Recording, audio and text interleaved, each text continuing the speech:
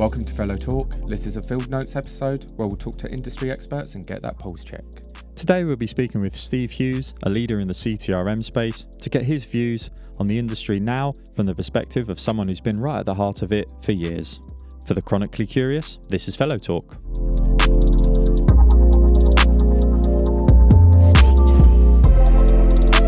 Brilliant, Steve. Well, thanks for joining us today. Could we just start with you doing a little bit of an introduction about yourself, for those who don't know who you are and where you've been? Okay, so Steve Hughes, 45 years in the software industry, now semi-retired. So I guess my career breaks into four parts. First bit I call my apprenticeship, and that's where I spent 11 years at the National Computing Centre. The next part was in systems management, which is really boring stuff like network optimization and storage optimization. I then went into the CRM world, customer relationship management. I was in a few firms there and led them. And then 20 years ago, I got into CTRM, which is where I was until about 15 months ago. And these days, I'm generally advising boards of different companies on how to go forward and what they should do next. So in a nutshell, that's what I've been doing.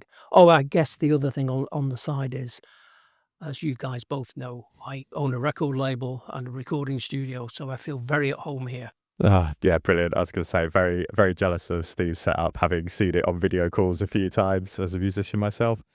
I guess when it comes to, like you say, nowadays, advising those sort of multiple businesses, how do you feel that sort of changed your perspective on work and I guess how you see the industry now? Yeah, I think, well, I work in different industries, but let me start with CTRM. So I think that the CTRM world has changed quite a bit, particularly as I see the industry from a supplier side, a solutions provider side, as splitting into three tiers. And at the top tier, you've got people like ION, the multi-billion-dollar corporation. I work there. You've got FIS and SAP. And if I'm frank, FIS doesn't really focus on it. SAP doesn't do it very well. People choose it. If they're wall-to-wall SAP, go for it. ION's got the big portfolio of the established CTRM players. And I think you guys know I sold Aspect to them many years ago. So they're the top tier. The middle tier was made up of people like Aspect. And I guess Coreka's in that space. I guess iRealize in that space, Pioneers in that space.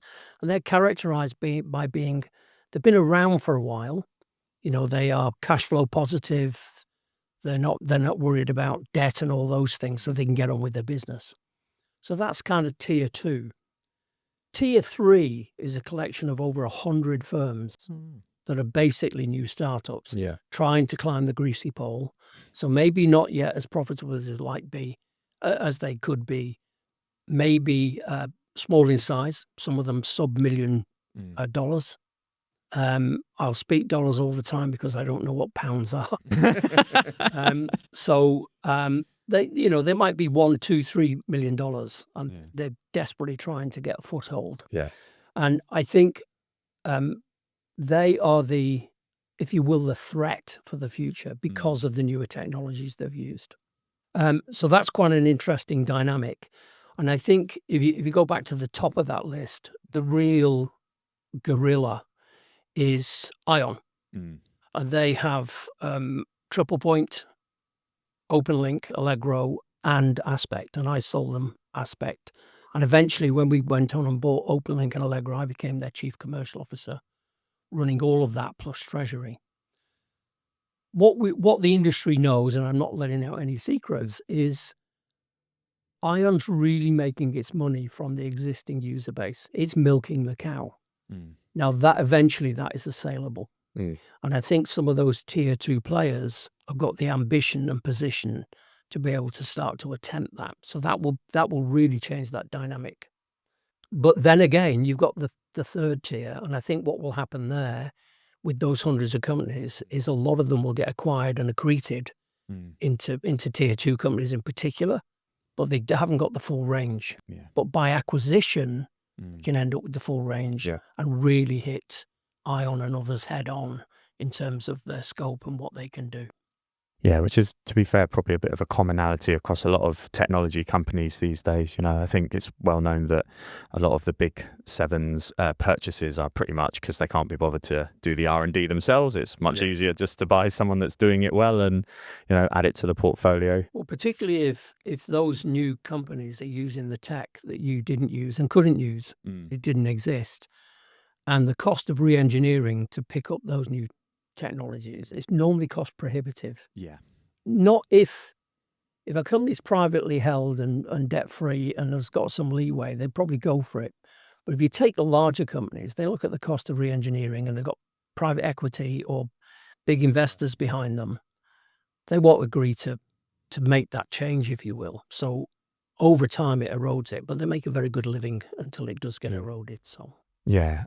I guess just kind of continuing on that note, obviously, like you say, it sounds like there's quite a lot of interesting activity up and down the pole, as it were. Is there anything that's particularly caught your eye lately that excites you, or perhaps on the opposite side, anything that's sort of keeping you up at night that you think that's actually something to really look out for? do you mean in terms of technology? Oh, well, anything really. I was going to say, if there's personal stuff that keeps you up at night, happy to go into it.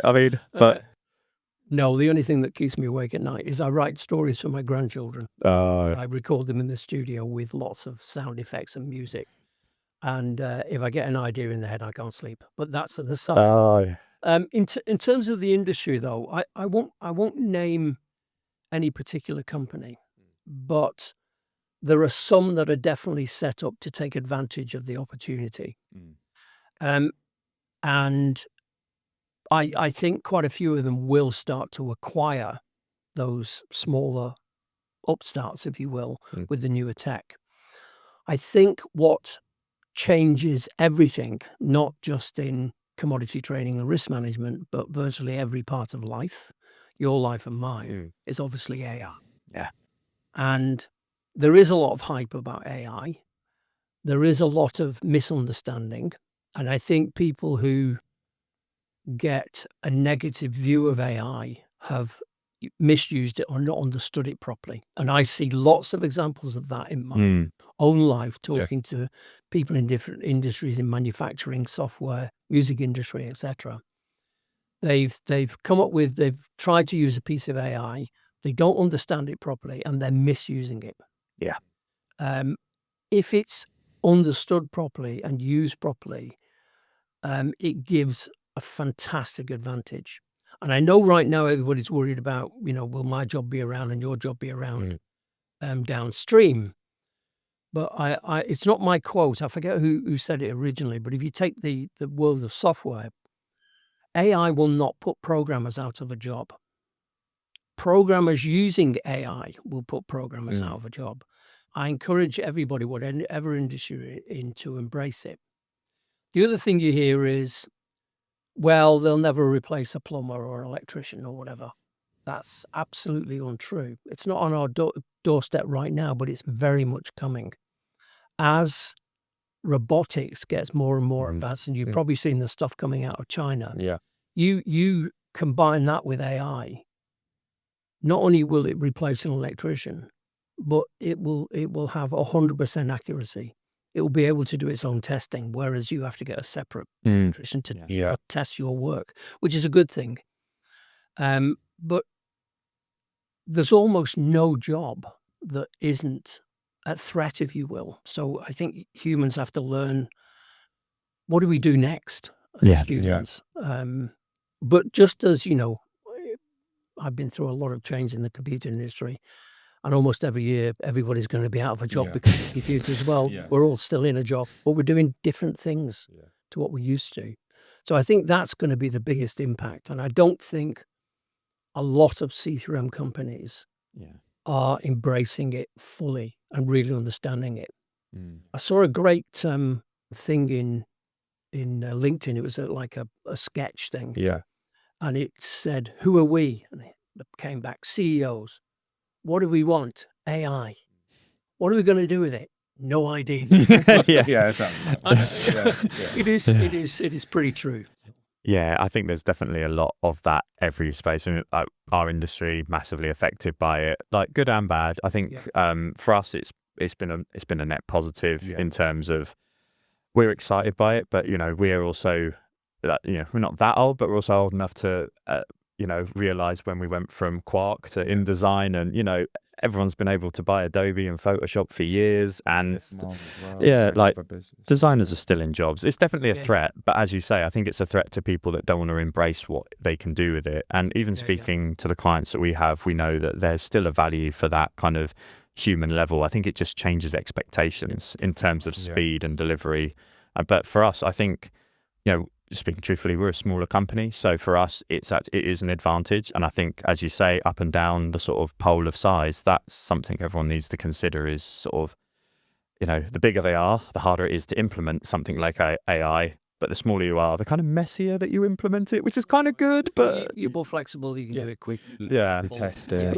I think it's sort of. I mean, for us, it's still quite a really exciting time. What can happen? Some of it's not there. I think I saw on the BBC that they did a thing to show how they could make AI into they made one of the presenters star in like a movie using AI. Yeah, and I thought it was a really good, actually, for me, it really clarified that kind of.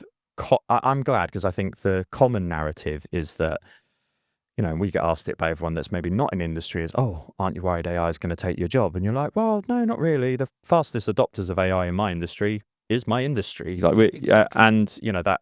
I thought that sort of report was quite good, because it showed that it wasn't quite there yet. It does need it. And one day I'm sure it will be. But I think at that point, I think we'll all be a lot more comfortable with what our relationship to the tool is. Like you say, at the moment, everyone's a bit sort of not sure, don't know, but just give it a go. Exactly. Well, I'll give you an example from the music industry. One of the artists that we've worked with for years, I've been telling him for some time about using AI, and in his case, Suno, which is AI music generation.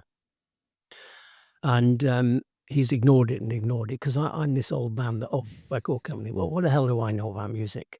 He's the creative guy. So he was doing a session a couple of weeks back, maybe 3 weeks back, and he was doing it with a professional record producer. And they came to a bit that said, we need a rap in this bit. And the artist said, well, I can write the rap, because he's very good at that. And the producer said, no, stop. We'll generate it. Yeah. So he hit a few buttons and generated a rap. And in the artist, that's really good. It's excellent. Since now professionals told him he should use it, he's addicted. And I cannot tell you, he's taken his back catalogue and started to refresh it using AI. So again, it doesn't replace him, but he's embracing it. So songwriters won't be put out of work except by songwriters using AI. And it's just phenomenal what he's done. There was I won't tell you the star's name, but he submitted a song to a star. They said, it's okay, but we're not really interested. He ran the same song, his vocals, everything else reproduced through AI. The guy said, that's really good. I think we'll be taking that one. So it did just show you what can happen. Definitely, yeah. And I think that's it, is the prototyping, just to get to efficiency. To be able speed and testing. I think it's so hard, it's so important these days to communicate with another human and have them understand you.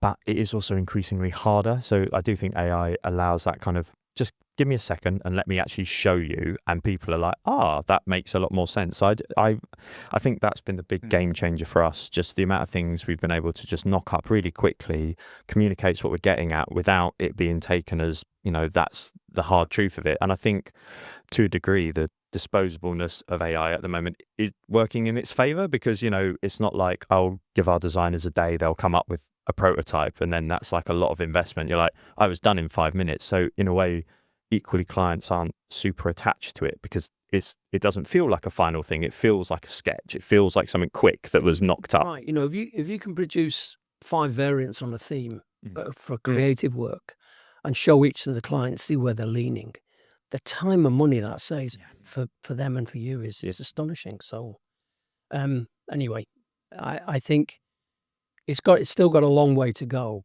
It is here, and it's making a real difference, a significant difference to people's lives. So other than those that misuse it and then when you zero.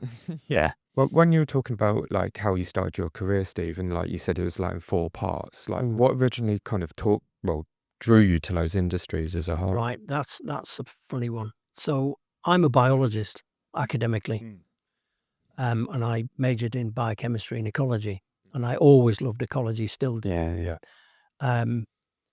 But I walked out of the university, across the street to the careers office, and said, "What job can I get with any degree?" Yeah. Because I really wasn't going to pursue biology, because I'd spent a year in industry and thought, nah, it's not for me. Yeah. So they said three things: the police force, the armed forces, and IT would take any degree as a start point. So I thought, IT's the future. I'll stick with that one. And I was very lucky to get the job at the National Computing Centre. And the reason is, way back then, they were using, we were running email around an office on Apple IIs around on a ribbon cable. And everyone was going, what's the point of that? Why don't you just talk to each other? I said, no, this is going to go across the globe. And everybody using it. That was in 1983. In 1990, I joined a systems management company, a very, very successful one. And there was such excitement that they were getting email. So that first job, you don't know, it's your first job. You think everything you see is like this. Yeah. And it wasn't. I just landed in the right place at the right time. And that kind of set me off in the software industry. So I did it all. I did computer operations with mainframes that, couldn't do what my phone does now. And I was a programmer and a systems analyst and all of those things. So that's why I call that stage my apprenticeship, where I learnt the trade across many things. And ultimately I became a business manager, and that's what interested me in joining other businesses to help run businesses. Initially it was marketing. Oh, yeah. I was a marketing director, went into marketing, stayed in marketing for quite a while, and then became a CEO of a number of companies. Yeah, I remember when we first started working together, that was always a reassuring background to hear that you had when it came to working together. It was like, Steve's going to understand. This is great. And I do think, especially when you look at, it takes all kinds of CEOs to run the world. But, I think from our perspective, when you can have that sort of top-down understanding of the relationship between sales, marketing, the understanding of brand with audience across time, it's always really encouraging, if I'm honest. And that is biased, I will admit, 100% biased, because I'm on the other side of the coin going, brilliant, let's do something great. But it's funny because many people later on in my career thought my natural past was in sales. Yeah.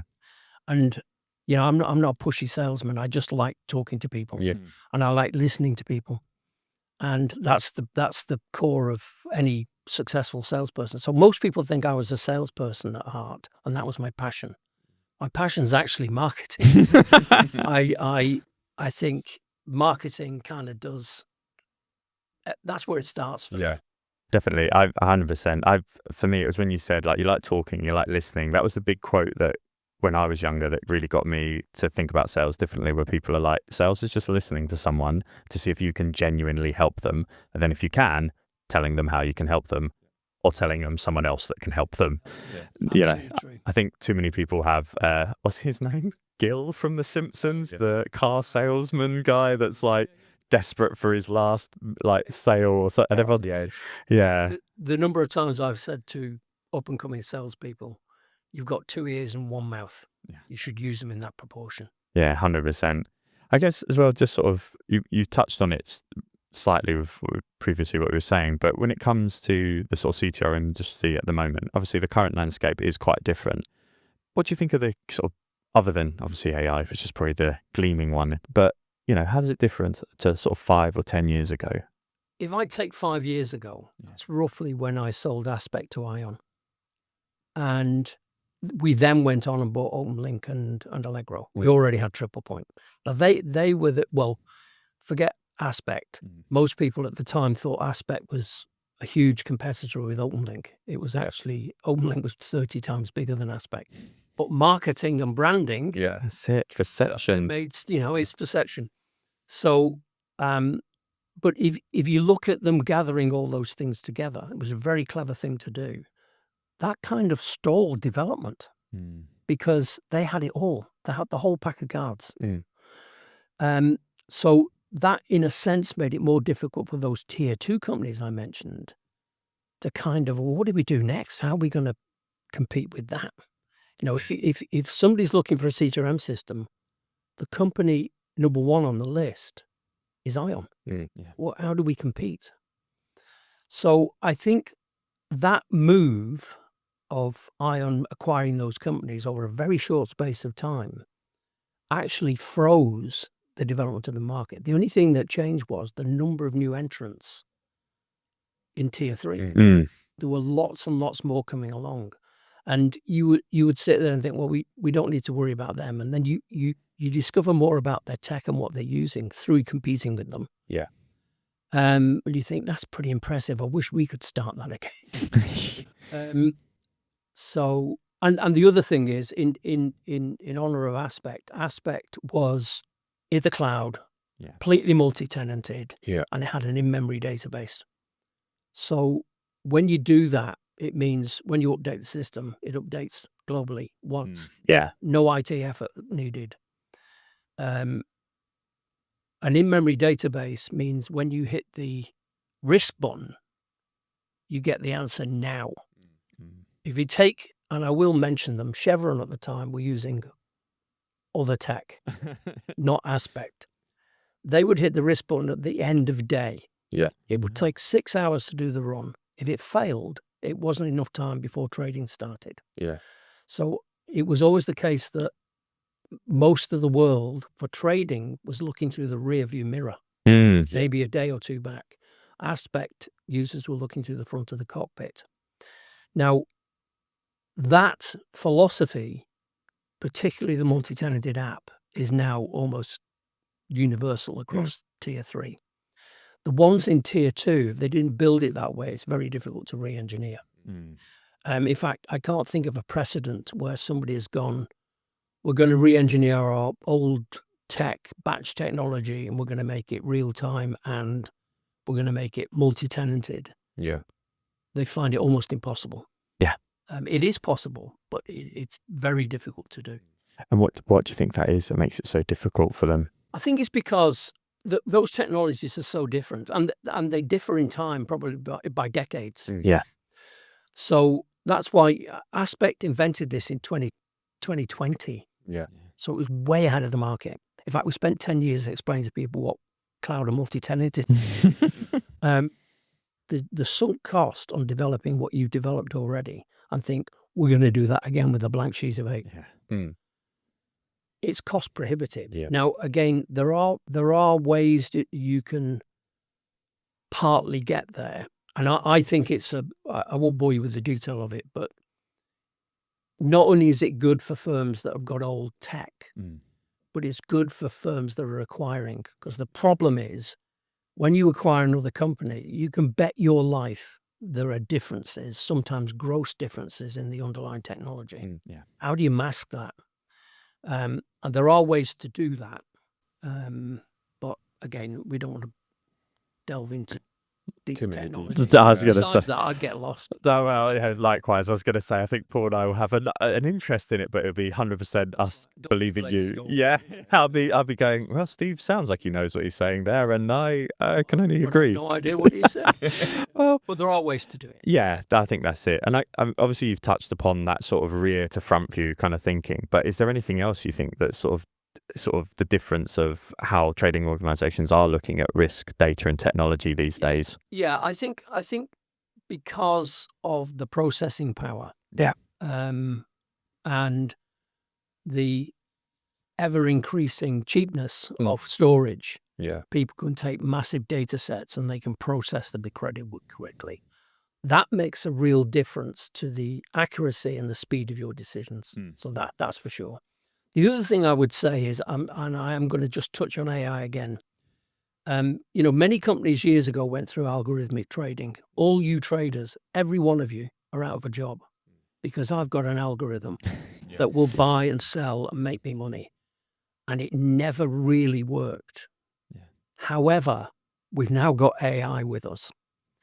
And I believe it can work and it should work. And some companies are experimenting with that as to how they can sit this guy called John, which is a piece of AI, next to Steve, who's a dyed-in-the-wool, been doing it forever trader and see how they perform. And remembering they can simulate the trade. They don't have to make the trades. Yeah. They can say the AI has chosen to buy that crude at that price now, and it can model that over months to see whether it beats me. Yeah. And I'm one of the world's best traders, and I think that will happen. So I think that's definitely a change. I mean, I guess on a customer basis as well, like you had brands like Nutmeg and a few other, like from a, shall we say, like an individual perspective where you could get like tester portfolios, right, as a way to get into investing on a more kind of simpler level. Arguably, you could say it's that, but building it out. There are a lot of systems like help people who've got no idea about money, like me, of where to place it and so on. Yeah. So yeah. In terms of like buyer expectations, how's that changed over like recent years as well? Like you're saying with Chevron and like how long that used to take them. Are the buyers' mentality changing now because of what's coming on from tech? I think there is less of the attitude that says we trading company are unique and we do things differently to all the others. When you sit on the supplier side and you've this is your 54th implementation, find out there's an awful lot of commonality. What there is a lot of ego that we do it better. We've got a competitive edge because this is the way we do it. Now, I think that's diminishing now. I think companies are going, actually, we're just a trading company. We decided to, trade oil or whatever, or power, or doesn't matter. We're not that different to everybody else. So we should work the way the software does. And if you think about it, you take any one of those products I mentioned earlier, they've been around for 30 years, more in some cases. They are embracing, if you will, best practice across the industry.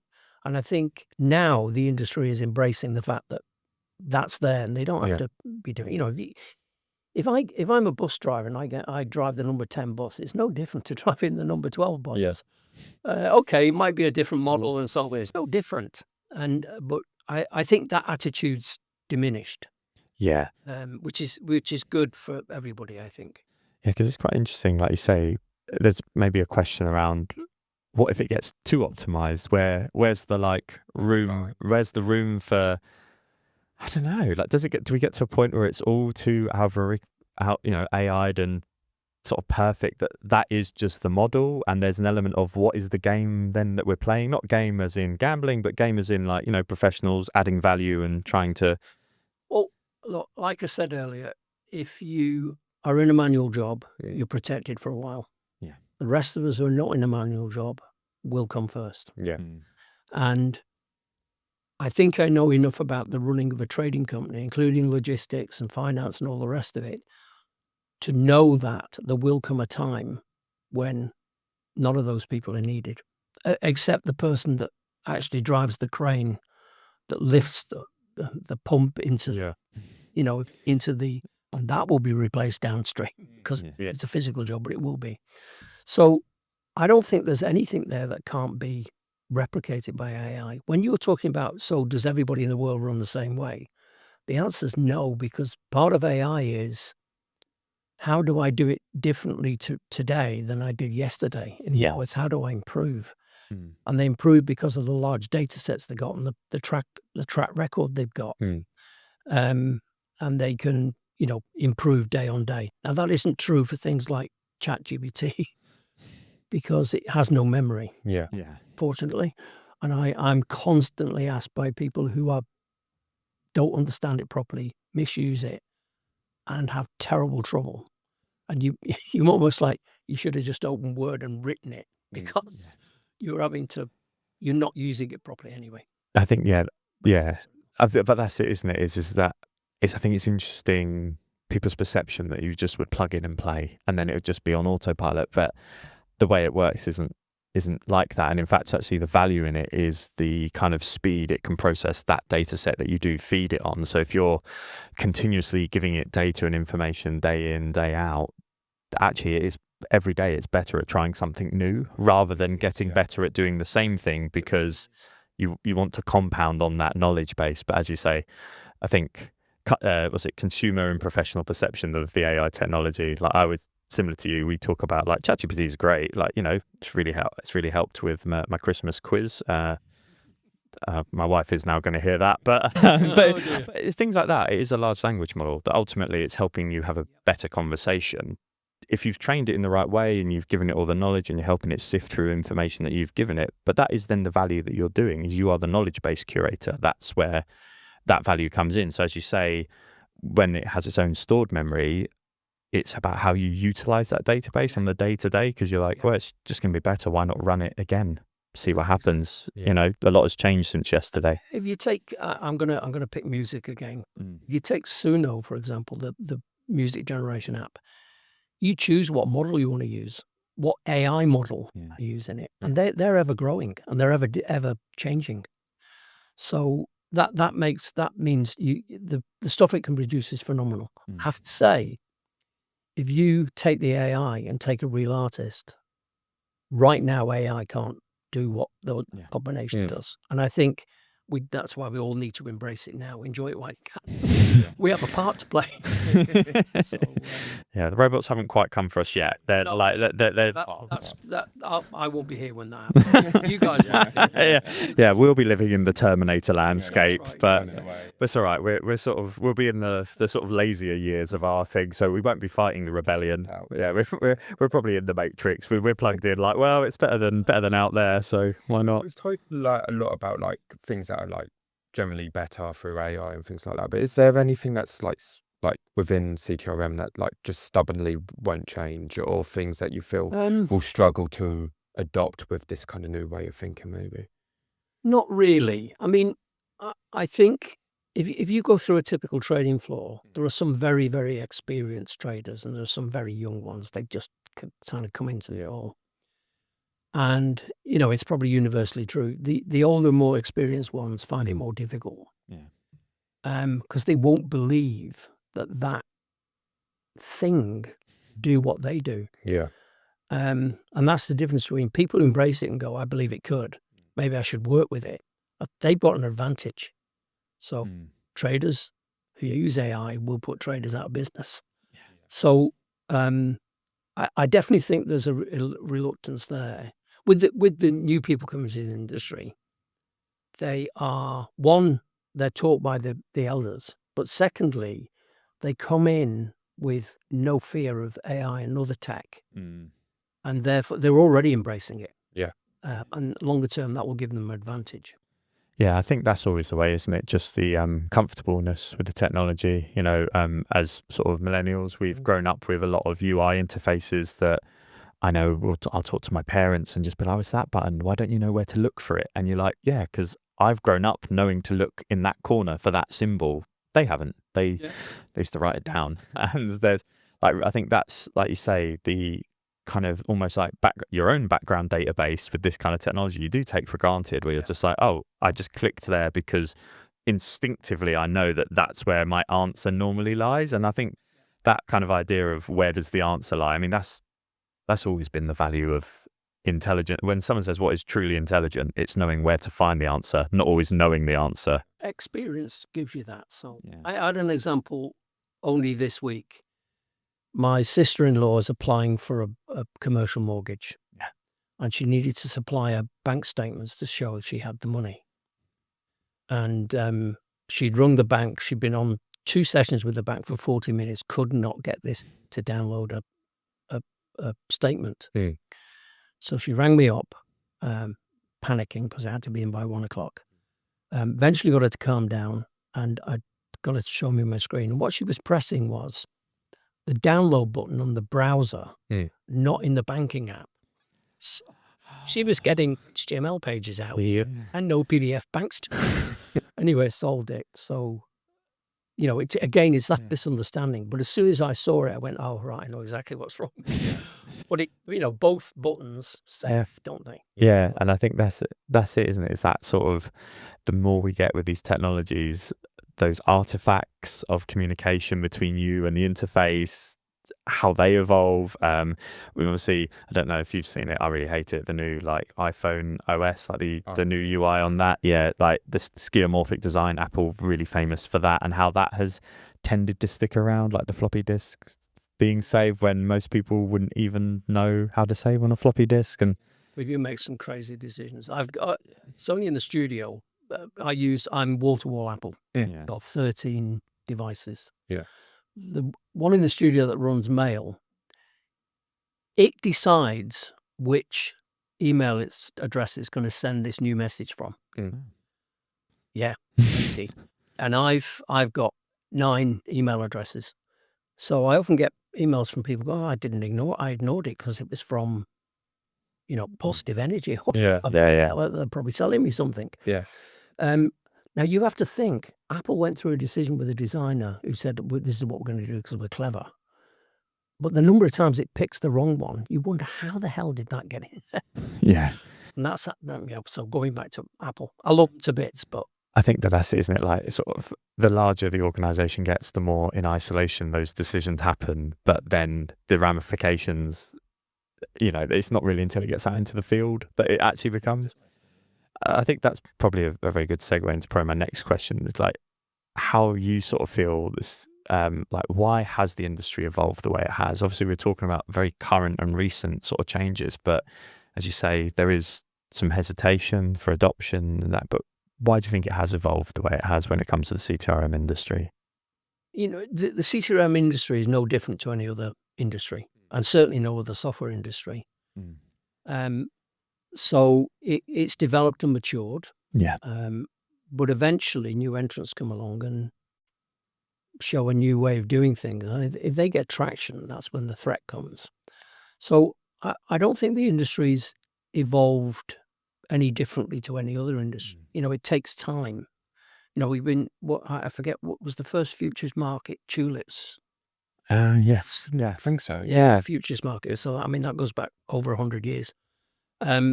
So it's taken a while, but I guess modern trading only, supported by software. Yeah. Is only maybe 30, 40 years old. So it's relatively young. Yeah. In the lifespan of it, a blink of an eye. Yeah. And yeah, exactly, a blink of an eye. But it is definitely matured, and that's why the more interesting bit is what's happening below. Because I think that's the catalyst for change, I think. Yeah, and I guess just on that element of catalyst for change, what is it that you think buyers like consistently undervalue or underestimate? What is bubbling down there that people just consistently miss? And it doesn't. Some software, you mean? Yeah. I don't really know, but particularly in the CTRM world, they're pretty conscious about return on investment. Most come with not just an RFI, this is what we'd like. They come with the financial justification for why they think they should do it. I think the only thing that tends to happen is they go, we can, if we bring this in, the net gain each year is $300,000, whatever, and we can get rid of 5 people. Yeah. But they very rarely get rid of the 5 people. They get repurposed. We've all changed what we do day on day. I met a guy yesterday. I bought a cracker holder. Yeah. As in biscuits. Oh, yeah. Very cleverly built. As an old guy, 85. He said, I'm retiring for the 3rd time. Fair play. And he said, what did you do when you were young? He said, I was a tin maker. Now, tin maker doesn't exist now. Yeah. What he means is he was a panel beater when they used to make, Aston Martin, actually. Yeah. When they used to make cars. Yeah. Hand built. Now, that's completely gone. Yeah. But he's now repurposed himself. He's a carpenter. Yeah, I think that's like the positive hope maybe that we all need is that, like, actually when you do look across a lot of organizations, when new tech comes in to replace, often people just get repurposed. Exactly. Or it frees them up for value add. I think for me it's maybe, and you can speak better than I can to this with working with leadership teams, it's maybe that bit of time between change. I think sometimes it is reported on that there's often a tech comes in, leadership, CEOs love culling people, so they fire a load of people. It's quick, it's instant. But maybe there's something to be said about maybe just give it a bit of time to see if some of those people actually do something more value add, rather than just go, that cog is not needed, throw it out, I've got a new cog. Yeah, I think there are different approaches, and if you're backed by a private equity firm, your former idea is every time. Yeah. You've got some tech. Who are you firing? Give me the list. Yeah. And it is a personal thing, but I'm much more for, well, how do we reuse those people? Not keep them in a job for the sake of it. No. As you said, to add value elsewhere. Yeah. And the value can be measured. And if it's a business, it's measured in dollars, and those dollars are important. So I think there is a difference there. But you remember private equity firms, their job is to buy it, Yeah. make the accounts look good, Mm. get rid of some people, which often makes the accounts look good or the profitability, and then sell it on at a multiple or at Yeah. least a good turn. But that isn't true of privately held companies. It isn't true of people that have more sensitive investment, if you will, a longer term investment. I guess based on that then as well, do you think the leadership space will change or in the future, or do you think it will stay similar to what it is now in terms of how business is approached? I hope it will change because there's definitely, not just in the CTRM industry, in many industries, people get promoted to their level of incompetence. The fact you were good at being a tin maker doesn't mean you're going to be good if you're there for 30 years at leading the company. And I think there are too many people that have climbed the ladder and have, when they get into a leadership position, many of them are at a level of incompetence. Leadership's very different to being a practitioner. Yeah. And, there is a tendency for people to take excellent practitioners and assume they're going to be great leaders. And that is more often untrue than true, in my view. Yeah, there's often the practitioner, the visionary, sort of like the leader, CEO, and then the operative, like the three parts of a business: the person that does the work, the person that makes the work happen, and the person that has the vision to know where the work is going. And often, if you're one and the same, it's very hard to transition. A practitioner doesn't want to worry about who's taking my job. They want to just do the job in front of them very well. The operative just wants it all to go swimmingly. They don't want to do the best. They want to make it happen, which is a very different sort of state. And as you say, a lot more leaders are actually trying to think like, well, what's coming next? What should we do in sort of reaction or kind of proactively against? And yeah, I think that even in our own sort of careers, both of us have sort of seen where, we studied graphic design. So there's an element of being a practitioner and just getting really, really good at sort of, type hierarchy, color management does not mean you can do people management. And it's quite interesting to see across all industries that is just so true, that people get up to a skill because they're the best practitioner. Doesn't mean they're the best operator or the best leader. They're just the most experienced practitioner. Yeah, exactly. And it is a difficult balance because it's good if you have some understanding of what the different practitioners are doing. Yeah. But it is different job leading a company. Yeah. It's very different and requires a different set of skills. I mean, like you were talking about your apprenticeship stage. Earlier on in your career, is there any things that you felt that you were learned during that process that you still think hold true today? The National Computer Centre was a government quango. Yeah. And its job each year was to get funding from the government and make zero profit, which is a very difficult line. Fortunately, I was CEO, so it wasn't down to me. But one of the things they did was invest heavily in training. And I can't remember what the number is, but I once calculated how much in today's money they'd spent on me in training. And it was phenomenal.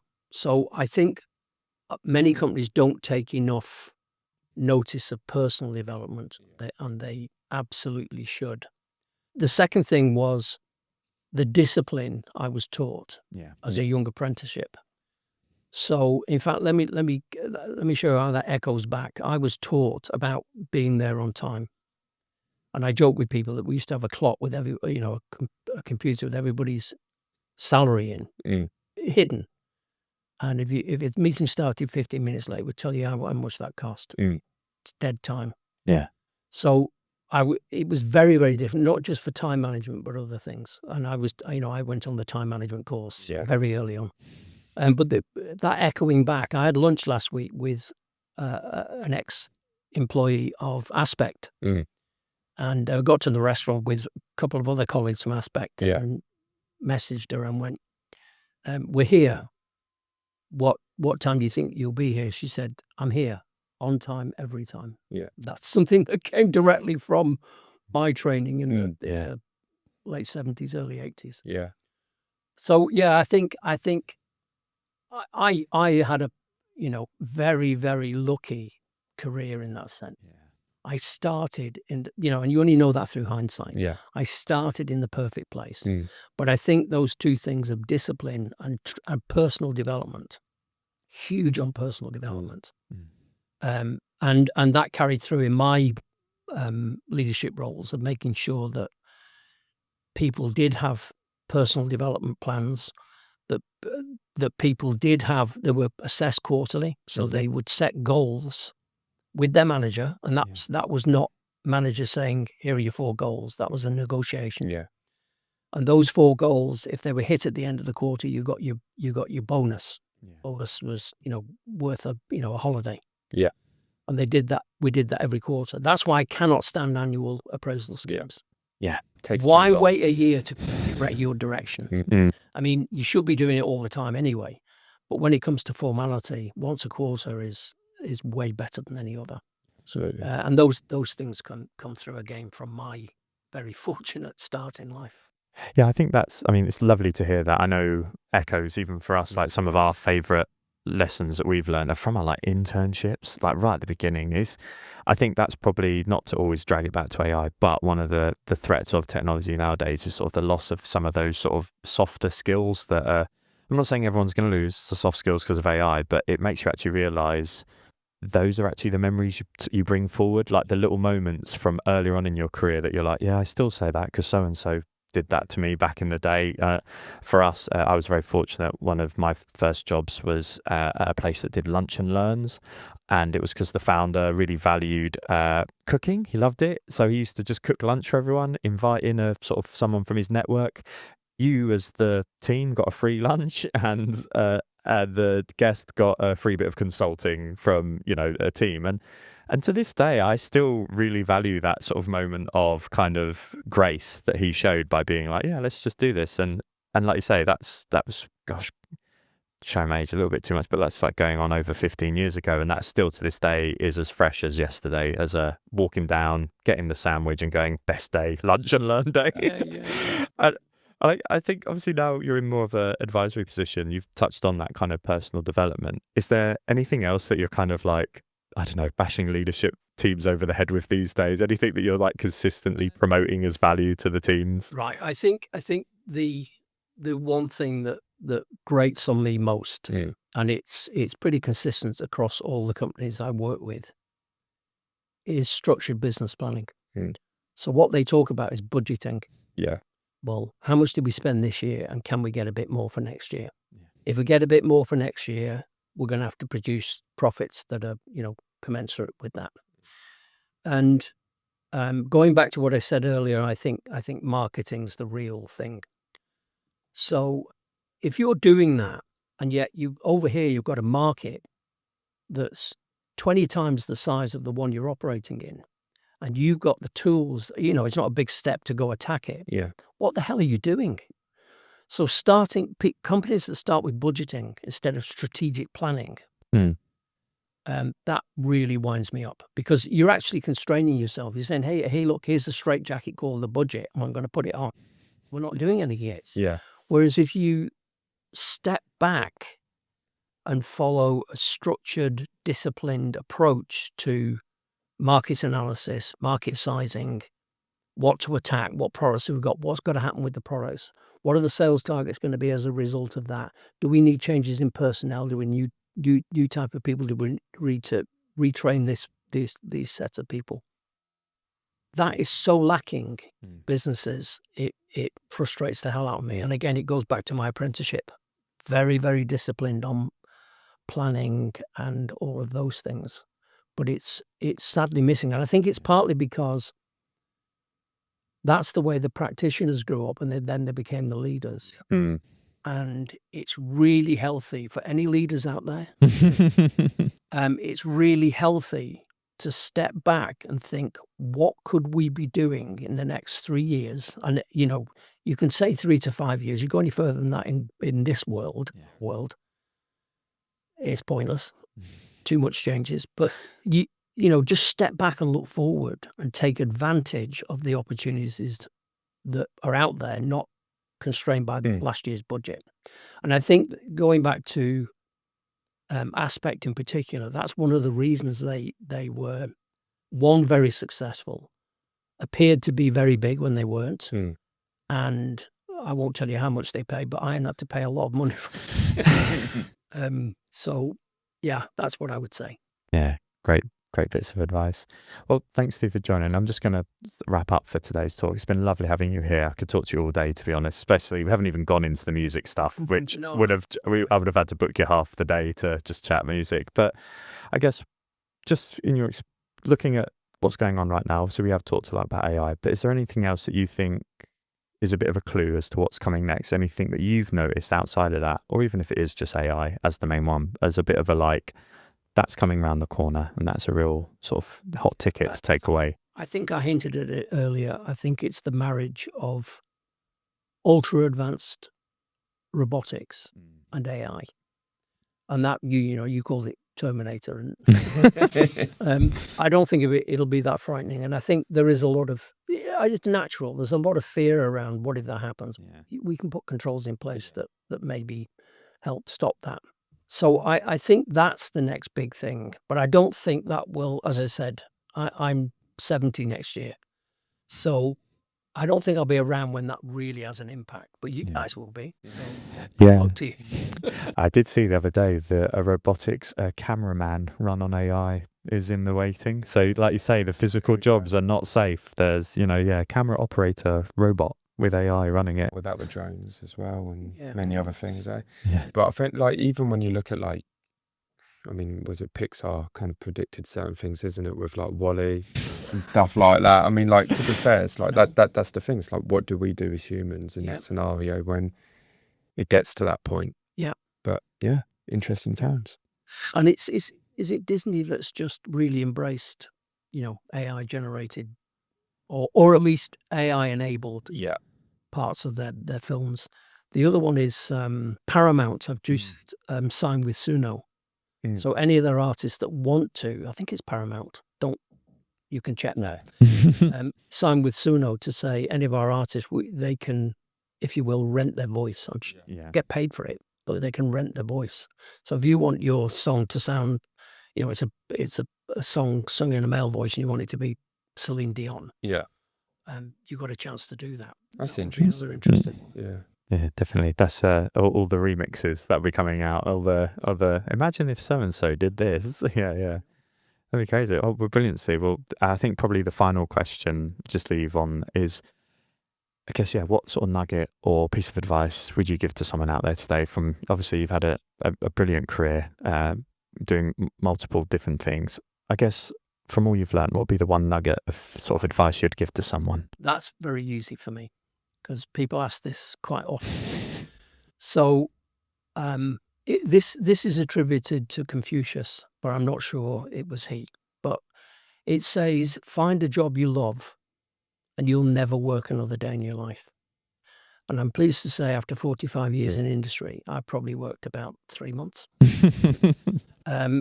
So, it is important that you really enjoy what you do and who you're working with. If you do that, your productivity is going to go through the roof. Your career is going to progress to where you want it to be. Now, I'm not saying everybody has to be ambitious, but that's the one nugget I would give to everyone. And again, it's not me. I stole it from somebody else. But I've found it to be true. I have a very, very happy life. I know how to keep it that way. And if it's not possible for me to control things around me to make it happy, Yeah, brilliant. Well, thanks, Steve. Thanks so much for that. And thanks for coming on the show. It's been lovely to have you. You're very welcome. Good to see you both again. Thanks very much. Cheers.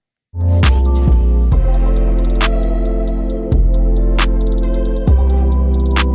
That was a Field Notes episode with Steve Hughes talking about leadership and the CTRM industry and how both have evolved over time. For more of our conversations and reports, head over to fellowstudio.com. Thanks for listening, and we'll see you next time on Fellow Talk.